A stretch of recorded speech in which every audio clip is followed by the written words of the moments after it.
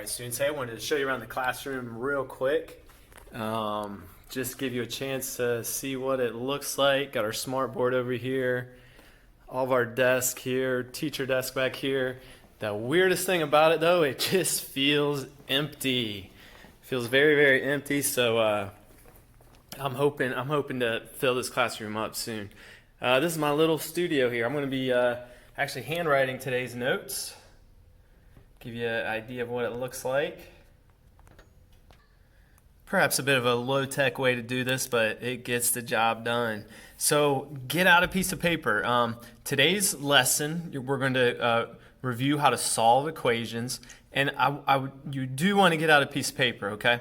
And go ahead and write down example number 1 here. We are going to solve this equation.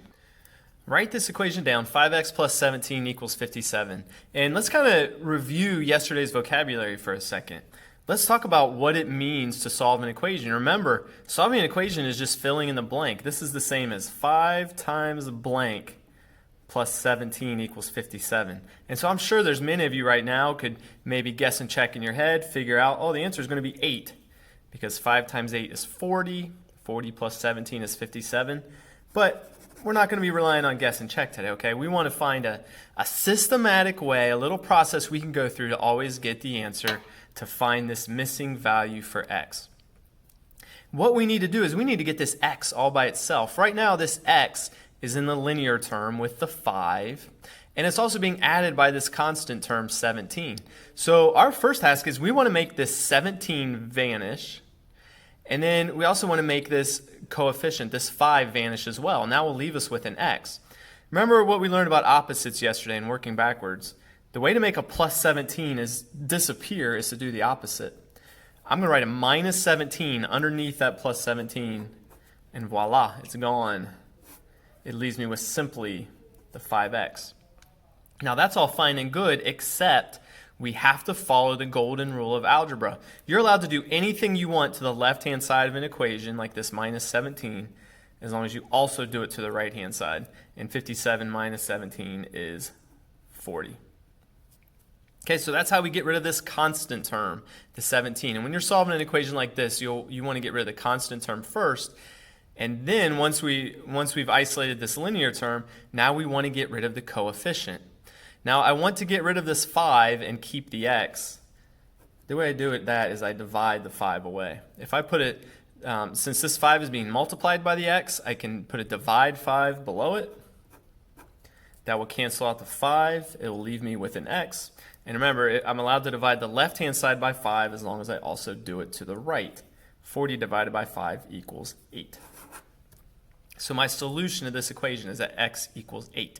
8 is the number you could use to quote-unquote fill in the blank and make the left side equal 57. So at this time, on your notes, go ahead and write down this equation right here, 51 minus 10y equals negative 17.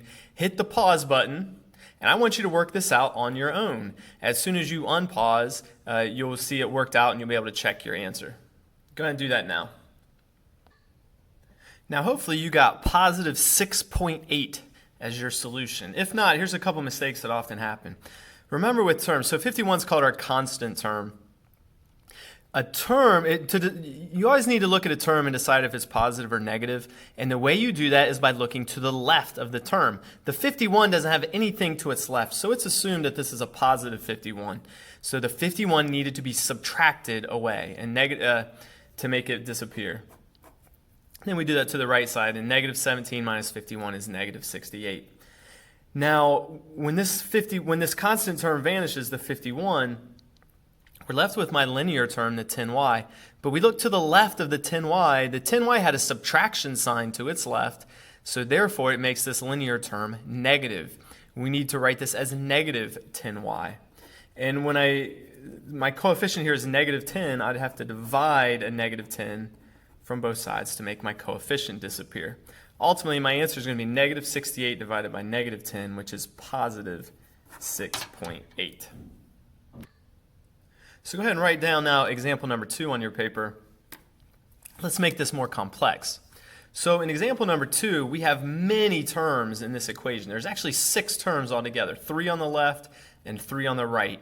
And they're kind of varied. So if we go through, here we have a linear term, a constant term, a linear term, equal sign, a linear term, a constant term, a constant term. So there's a concept I need to introduce right now called combining like terms. And combining like terms says this: you are only allowed to add a linear term with or subtract a linear term with another linear term. I can add this 5x plus 3x and make it an 8x because they're both linear terms. But this 10 here, since it's a constant term, I am not allowed to combine the linear term with the constant term. Now over here on the right, of course, I have a linear term that is by itself. There's nothing I can combine this 14x with. But I have two constant terms, a positive 14 and a minus 10. I can combine those together. That would make a positive 4. Now at this point, you may notice that I still have a linear term 8x on the left hand side of the equation, but I also have a linear term 14x on the right hand side of the equation. The next process I really want to introduce you to is what's called balancing the equation. And balancing an equation means you get all of your linear terms on one side of the equal side and all of your constant terms on the right hand side. And it doesn't really matter which way you do it. As a rule, I like to make my linear terms, I like to move all of my linear terms to the left. So I'm going to actually make this 14x vanish from the right, subtract it to the left. That'll leave me with a negative 6x. But since I chose to make my linear terms all move to the left, then I'd have to make the choice to make my constant terms then vanish from the left and move to the right. I can subtract this 10 away from the left and subtract the 10 from the right. That leaves me with a negative 6. This is called balancing the equation. I got my linear terms on one side of the equal sign, my constant terms on the other. And then I can now just simply divide both sides by the coefficient. My solution, x equals 1. Now I know what some of you might be thinking right now. Some of you might be thinking, Mr. Klein, I hate negative numbers. Could I have balanced the equation the other way? Absolutely. You could have made the decision to eliminate the linear terms from the left-hand side and to bring it over to the right-hand side. That would leave us with a positive 6x here. If you did it that way, then you would have to remove the constant term from the right-hand side, subtract it to the left-hand side. That would give you a positive 6 on the left. You could have also chosen to balance your equation this way, and you would have got the same solution. You would have gotten 1 equals x, but that means the same thing as x is equal to 1.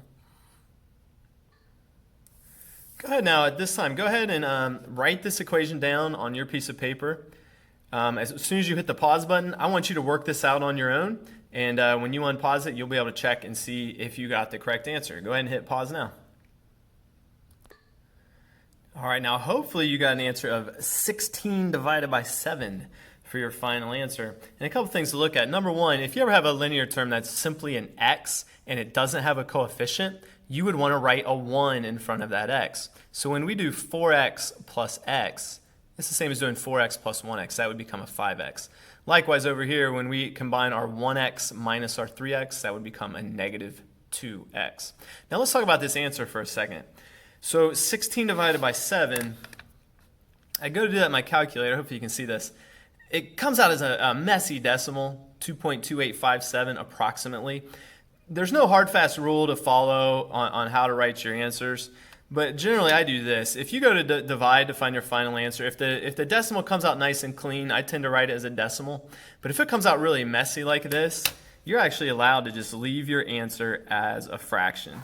There is nothing wrong, especially if you get a messy decimal, to just say my answer is 16 over 7 as a fraction. Now some of you may have rounded. Quick little note.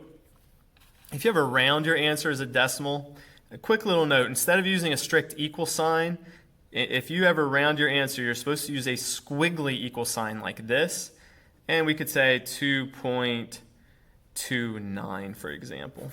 So that would also be acceptable, although it's actually considered more accurate to leave your answer, in this case, as the fraction, 16 over 7. All right, our final example before you will attempt your assignment is this final example number 3. Now example number 3, you'll notice here, we have some terms inside parentheses. Here I have a 3x minus 2 in parentheses, and those terms are being multiplied by 4. Well, this is a good time to introduce a property called the distributive property. The distributive property says anytime you have more than one term inside of a parentheses being multiplied by another number, like here the 4, the distributive property says we need to multiply both of these terms by the 4. Okay, so let me write out my 3x first.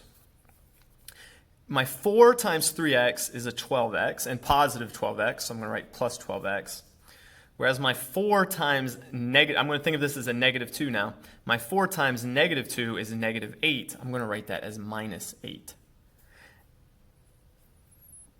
And remember, since 8 came out negative, I need to make sure the sign to the left of it is also negative. That's why I put a minus 8 instead of a plus 8.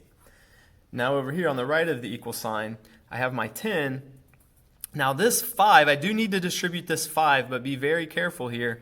I actually need to think of this as a negative 5. I look to the left of the 5, I see a minus sign. I'm going to think of this as a negative 5. So negative 5 times 1x is negative 5x. And then negative 5 times negative 8, a negative times a negative actually makes this a positive 40. So that's the distributive property. This is what I'm left with. At this point, go ahead and I want you on your piece of paper, go ahead and finish this off on your own. Go ahead and hit the pause video right now. Finish this off on your own. When I unpause it, we'll be able to check and see if you got the right answer. And returning now, hopefully you got an answer of 2.9 for your final solution. And take a look at this. Hopefully this really kind of gives you a sense of the way that I like to write my work. But at the end of the day, we end up with 20x is equal to 58. So we divide both sides by 20. Now this is a case where if we do type this into a calculator, if we do take 58 divided by 20, in this case it comes out kind of crisp and clean as a decimal. So in this particular case, I'd recommend writing your answer as a decimal when it comes out this way. So we're going to write 2.9. Hey, so your assignment is going to be on Canvas. I strongly urge you. So Canvas, of course, you're going to answer you're going to submit your answers online using your computer. But listen to me. Get out a piece of paper, show your work, practice these steps. Practice your steps of putting this all together. Don't just blindly kind of guess and check answers or try to figure this all out in your head. In Algebra 2 class, you need to learn this process. You need to get very familiar and comfortable with this process. I know it's probably been a while since you've been doing algebra, so get out pieces of paper. When you do your online assignment, get out a piece of paper, work things out by hand. Once you get your final answer, then you'll be able to type it in to Canvas or select the multiple choice. But man, get back in the routine of writing things out on paper. It's going to make all the difference in the world this year. All right, take care.